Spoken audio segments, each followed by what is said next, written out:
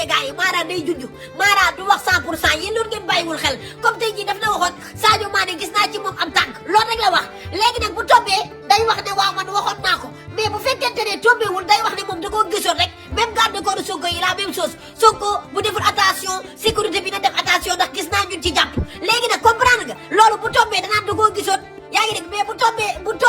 bu tombéwul danaan moom dafa junjoon rek maanaam day junju Mara du wax 100% day junju rek comprendre nga foofu la lay sutee gars yi moom du wax ne à 100% de moom day junju léegi nag xam nga lan laa bëgg Sénégal suba lay football ak Qatar li may ñaan président Macky Sall mooy sëriñ yi ma affiché nii yépp nga tëj seen ndey ci benn pantre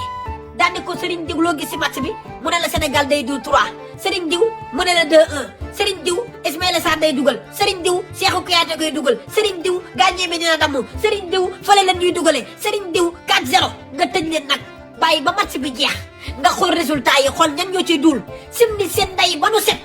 ah teg leen ci taabalu kii bi pare bi nii woo policiers yi ngeen di liif yi Dakar seen ndey ay liif Dakar seen ndey ay liif ba seen taat yi booy ba léegi dinañ bàyyi duul danoo sonn ci fen yi sëriñ yi ma affiché nii yëpp ngay boole tëj leen ci benn pantre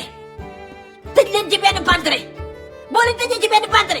ku nekk wax li nga gis si match bi dañuy tëj seen ndey nag ba ni match bi jeexee après lan leen di ubbi solution liy fa duulu sëriñ yaa ngi noonu danoo sonn ci fen yi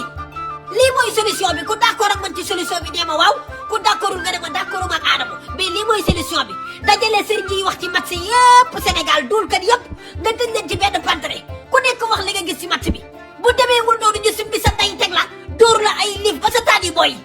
gisu leen loolu léegi fen jeex léegi sëriñ yi bàyyi fen merci